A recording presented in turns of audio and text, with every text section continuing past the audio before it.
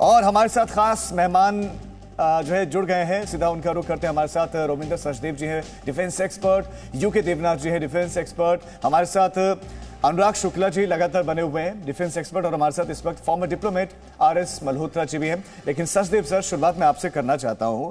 13 दिन हो गए हैं। 13 दिनों तक यूक्रेनी सेना रूस के सामने कैसे टिकी हुई है? क्या हो क्या रहा है? क्यों, आखिर कहां पर गलती हो रही है रूस की तरफ से जो युद्ध लंबा किस तरह चला जा रहा है?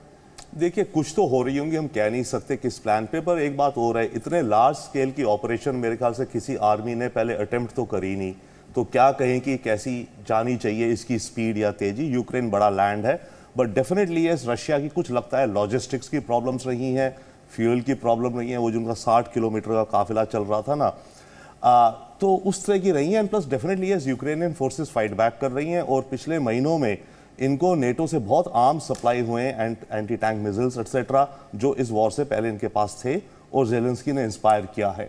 तो शायद इन सब चीज़ों का कॉम्बिनेशन है। बट ओवरऑल अगर देखें तो जैसे हम बात कर रहे थे, ये रूस का एक ग्राइंडर है, ये ग्राइंडर चलता जा रहा है, और ये ग्राइंडर की जो रेड लाइन है वो क्लियर है पुतिन के माइंड में कि यूक्रेन न्यूट्रल हो, जेलेंस्की जाए, और बाकी एक दो और चीज़ें, राइट। अब जेलेंस्की उस चीज के अपोज कर रहे हैं, बट उसका कोई रास्ता फिलहाल तो दिखता नहीं। कभी ना कभी इन्हें 15 दिन की ऐसी बड़ी वॉर हो मानो, तो अगले 2-4 दिन में यूक्रेन को कुछ डिसीजंस लेने पड़ेंगे कि क्या करना है, क्योंकि इतनी ह्यूमैनिटेरियन क्राइसिस वगैरह हो रहा है। ये एक तरफ है। दूसरी तरफ नेटो कह रहे हैं कि हम आपको मदद करेंगे, पर वो कर भी नहीं रहे हैं। इसमें एक आ रहा है, देखो अमेरिका और नेटो की भी रेड लाइंस हैं। उनकी रेड लाइन है कि हम सोल्जर्स ऑन द ग्राउंड नहीं देंगे। और जेलेंस्की उनकी उस रेड लाइन को पुश कर रहा है। जेलेंस्की इमोशनल और बार बार लीडरशिप दिखा करके, इंस्पायर करके ओपिनियन बिल्ड कर रहा है इन देशों में कि आप अपनी ये रेड लाइन क्रॉस करो। अमेरिका की रेड लाइन ये है कि अगर मैं इन्वॉल्व हो गया तो ये वर्ल्ड वॉर की तरफ चलता जाएगा, अमेरिका वर्सेस नेटो। ये तो वो पीछे रुके हुए हैं, तो लड़ने को तो यही है, बट रशिया का ग्राइंडर चलेगा, चलता रहेगा। यूक्रेन के हालात क्या होंगे कह नहीं सकते, यानी कि आने वाले वक्त में और ज्यादा खराब होंगे। यूके देवनाथ सर, क्या न्यूट्रल होगा यूक्रेन? आपको लगता है ऐसा होगा आने वाले वक्त में? देखिए, अभी यूक्रेन के लिए और कोई चारा नहीं है। रशिया इस युद्ध को लड़ रहा है जीतने के लिए, जबकि यूक्रेन इस युद्ध को लड़ रहा है अपने को हार से बचाने के लिए। दोनों में फर्क है।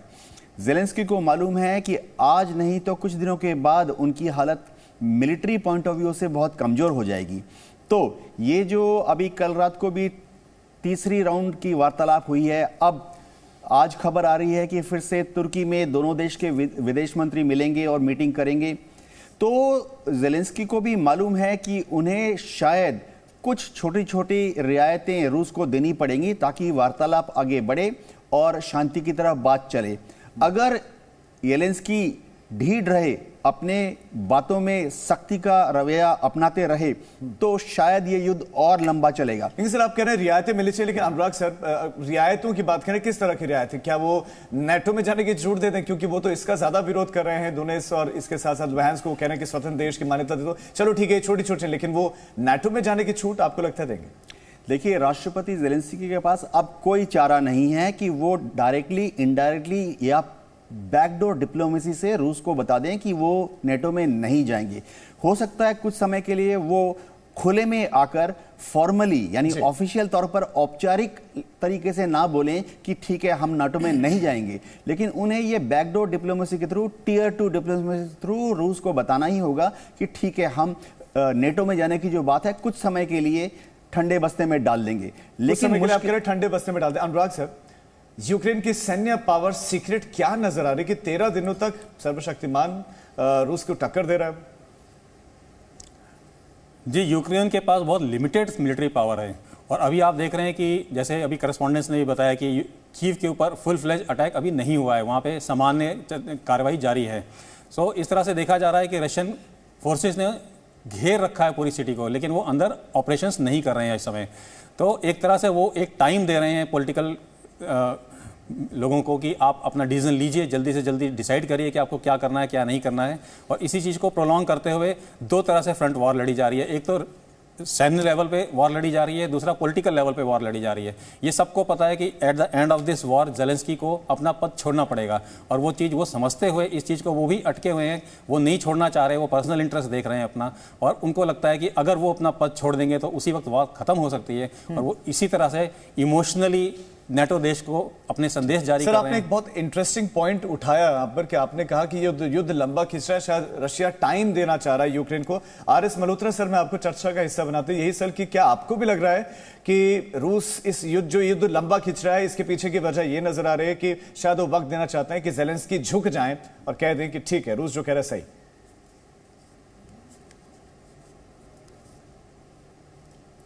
मल्होत्रा सर, लगता हम तक आवाज नहीं पहुंच रही। सचदेव सर, यही सवाल मेरा आपसे भी। मेरे विचार से रूस ज़ेलेंस्की को टाइम नहीं देना चाहता है, बट रूस अपनी स्पीड से चल रहा है। रूस जो अभी रुका है उसको वही बात है ना, देखिए 400 मील जितने भी मील दूर आ गए इसके सारे सोल्जर्स, टैंक्स, इन्फेंट्री एटसेट्रा, उनकी सप्लाई लॉजिस्टिक्स एक शायद क्वेश्चन है। तो रूस शायद कुछ अपनी स्पीड से चल रहा है और कुछ यूक्रेनियन रेजिस्टेंस अच्छी आ रही है। ये इनको ज़ेलेंस्की को वक्त देने की क्या जरूरत है, राइट? तो रूस अपना टाइम ले रहा है क्योंकि वो अपनी स्ट्रैटेजीज को रिवाइज भी कर रहा है। देखिए जनरल जब ग्राउंड में होते हैं, राइट, रिवाइज भी करते रहते हैं अपनी स्ट्रैटेजी को। तो रशिया अपनी स्पीड से चल रहा है। यस, यूक्रेन उसको काउंटर अटैक कर रहा है, उसके कारण वो थोड़ा स्लो हो रहा है, पर ये जो सारा खेल हो रहा है ज़ेलेंस्की को टाइम के लिए नहीं है मेरे ख्याल से। दूसरी बात, ये जो बात ज़ेलेंस्की कह रहे हैं, सही कह रहे हैं कि अगला लिथुआनिया और पोलैंड है, पर मेरे ख्याल से वो भी शायद नहीं है। उनसे पहले आपके फिनलैंड, स्वीडन। देखिए ये वॉर अब टोटल वॉर हो गई है। फिनलैंड भी बाउंड्री है रशिया के साथ, राइट, उसके पीछे स्वीडन है, और वो दोनों देश नॉन नेटो है। तो लिथुआनिया जो कि नेटो है उससे एंगेज करने की बजाय रशिया के लिए बेटर है। वेस्ट के हार्ट में, भाई इस समय बात हो रही है यूरोपियन वैल्यूज, तो वेस्ट का हार्ट है स्वीडन। एक तरह से मान लीजिए स्कैंडिनेवियन, ब्लॉन्ड, ब्लू आइड, जो ये मीडिया बायस्ड रिपोर्टिंग चल रही है एट टाइम्स, राइट। तो रशिया वहां पे काउंटर पंच करे ना स्ट्रैटेजी की तरह से। इन दोनों के पास ना तो न्यूक्लियर है, ना ये नेटो अम्ब्रेला है। फिनलैंड को बोले इसके बाद 3 महीने बाद यूक्रेन जिस भी हालात में हो, कयास होता रहे यहाँ पे, वहां पे थोड़ा करके न्यूक पॉइंट करके, इस समय तो वो गेम आ गई है। Finland sign neutrality, Sweden sign neutrality. So आप instead of going to Lithuania पे भी आएगा प्रेशर, तभी तो वो परेशान है नेटो के और सोर्सेज मांग रहे हैं वो, right. But it could make more sense may be एक विचार से कि फिनलैंड और स्वीडन को करो, आप वेस्ट को ब्रीच करो। ये गेम्स चल रही हैं इस समय, और इन गेम्स का प्रॉब्ली कोई अंत नहीं है, स्पाइरल है ये, अनलेस की रशिया का। यूके देवनाथ सर, एक आम आदमी का सवाल ये कि आप पूरे शहर भर में तांडव मचाए हुए हैं, लेकिन जो राष्ट्रपति कह रहे हैं कि मैं तो वैंकूवर में हूं, मैं अब उसी जगह पर हूं, अपने ऑफिस में हूं, आप उस जगह को टारगेट क्यों नहीं कर रहे? रशिया उस जगह को टारगेट क्यों नहीं कर रहा? उसकी वायु सैन्य क्षमता तो बहुत अपर लेवल की है। जी हाँ, केजीबी और रशियन स्पेशल फोर्सेस जो हैं वो लगातार इस बात की कोशिश कर रहे हैं कि पता करें कि ज़ेलेंस्की किस समय, किस मोहल्ले में, किस गली में, किस बिल्डिंग में, नहीं, वो तो खुद बता रहे हैं कि मैं अपने ऑफिस में बैठा हुआ हूं। एक तरीके से चैलेंज है पुतिन को, लेकिन वहां कुछ हो नहीं रहा है। उनके इस टीवी प्रसारण पर आप अटैक नहीं कर सकते, क्योंकि हो सकता है ये टीवी प्रसारण जो डिलेड हो, वो उस बिल्डिंग के अंदर आधा घंटा पहले थे या 2 घंटा पहले थे। तो ऐसी चीज़ों को हमेशा थोड़े टाइम डिले के साथ ट्रांसमिट किया जाता है।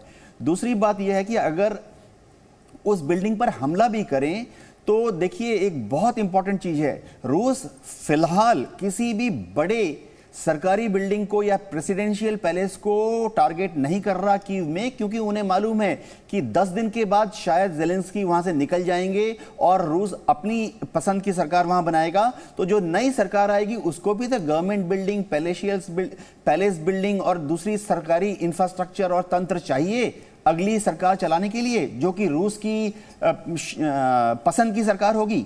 तो इसीलिए रूस फिलहाल ज़ेलेंस्की को टारगेट करने के लिए उनके जो सरकारी आवास है या सरकारी बिल्डिंग है या ऑफिशियल प्रेसिडेंशियल पैलेस, उसको ध्वस्त नहीं करना चाहता। लेकिन फिर यूक्रेन को झुकाने के लिए, अनुराग सर, क्या यूक्रेन को झुकाने के लिए वहां के रेजिडेंशियल एरिया को धमाका निशाना बना रहे हैं? ये तो और ज्यादा गलत है। वहां के रेजिडेंशियल एरियाज को टारगेट किया जा रहा है, बमबारी हो रही है। अनुराग, जो अभी तक खबरें आई हैं उसमें देखा गया है कि जो रेजिडेंशियल बिल्डिंग्स को टारगेट किया है उसके बावजूद आपने देखा होगा कि बहुत ज़्यादा संख्या में कोई कैजुअलिटी की रिपोर्ट नहीं आई है। तो इससे ये पता चलता है कि ये सेलेक्टेड टारगेट है और उन्होंने इंश्योर किया है कि उस बिल्डिंग्स में कोई ना हो। और एक तरह से सरकारी सदनों के ना टारगेट करके रिहायशी बिल्डिंग को टारगेट करने का सीधा तात्पर्य यही निकलता है कि वो कम से कम डैमेज चाहते हैं और वो चाहते हैं कि जान माल का नुकसान ना हो। ठीक है सचदेव सर, यही सवाल आपसे कि आप सरकारी इमारतों को भी कुछ कुछ जैसे उन्होंने पुलिस हेडक्वार्टर को टारगेट किया, कुछ यूनिवर्सिटीज को टारगेट किया, स्कूलों को टारगेट किया, लेकिन राष्ट्रपति भवन को छोड़ रहे हैं। राष्ट्रपति कह रहे हैं कि मैं तो यही हूँ, ऑफिस में बैठा हूँ, आप उसको नहीं टारगेट कर रहे हैं, क्यों? नहीं, देखिए ये तो रिकॉर्डेड वीडियो हो सकता है, 15 मिनट जाके रिकॉर्ड करके वहां से फिर वापस अपने किसी सेफ बंकर में आ गए तो वो अलग है। बट आयरनी और अजीब देखिए, इंफॉर्मेशन और डिसइंफॉर्मेशन, यूक्रेन ये कहता है शायद ऑफिशियल कि करीब 500 सिविलियंस मरे हैं, शायद ऐसा ही कुछ नंबर है, और कहते हैं हमने रशियन सोल्जर्स 10,000 मार दिए हैं। तो वॉर कौन जीत रहा है? वॉर तो फिर यूक्रेन जीत रहा है कहने को। तो फिर परेशानी क्या, तो we don't know what's coming either वे।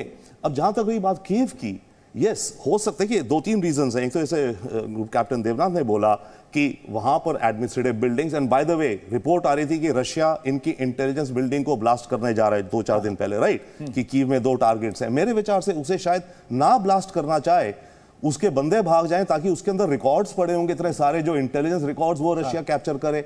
तो इस तरह से इन बिल्डिंग्स को नहीं, कीव को सराउंड करके सीज में डाल दे और बोले सिविलियंस गेट आउट। मैं आगे आपके पास लौटूंगा सर इस सवाल के साथ कि फिर और कितना वक्त लेगा और कितना ज्यादा वक्त, 13 दिन तो हो चुके हैं, एक बहुत छोटे से ब्रेक का वक्त हो चला है। वॉर डे 13 और बड़ी कवरेज हमारी है लगातार जारी, आप देखते रहिए जी न्यूज़ फॉर नॉट। Presenting V News app available on Google Play and App Store. Download it now.